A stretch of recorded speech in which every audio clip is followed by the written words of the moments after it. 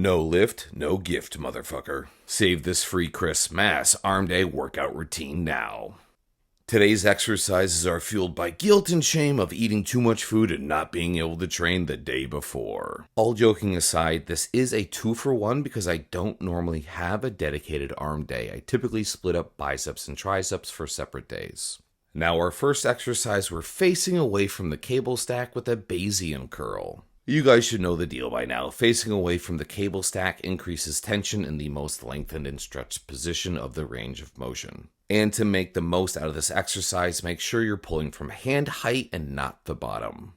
Now our second bicep exercise of the day is going to be a seated dumbbell curl. Now there's nothing wrong with standing, I just prefer the greater stability that's achieved by being in a seated position. I personally feel better being able to achieve a tight lower back while simultaneously keeping my upper back pressed into the back of the chair. This really allows me to focus on being able to keep my elbows forward and really slowing down and milking the eccentric part of the movement. Additionally, I think about driving my pinkies away from me as I curl. Again, focusing on cues like this allows you to increase tension in the movement that you typically don't get if you're just doing the standing and keeping your elbows by your side.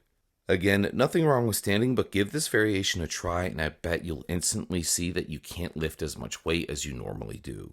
Now, our third and final bicep exercise is going to be a preacher curl. However, this time we're going to be focusing on just using one arm at a time in isolation. And yes, this is a 45-degree back extension that I use simply because we don't have a preacher bench at the moment at my current facility. If you've never done preacher curls before, I highly recommend you start doing them now. These are one of the best exercises you can do for your biceps, and just like the first two variations, these address the limitations of the standard standing dumbbell or barbell curl. On to the triceps, exercise number 1. This is going to be a cable overhead tricep extension with bar. Please feel free to use a straight bar if it doesn't bother your wrist. It doesn't have to be an easy bar. And please feel free to do this with a rope if you want. I just prefer the bar because, again, this helps to increase stability. Now you'll notice when I do these, I'm actually pressing the bar and not hinging at the elbows. By allowing the elbows to break and push forward, I'm getting a much deeper stretch than I otherwise would just using the traditional upright extension. Again, increasing the tension and increasing the amount of stretch in the most lengthened position.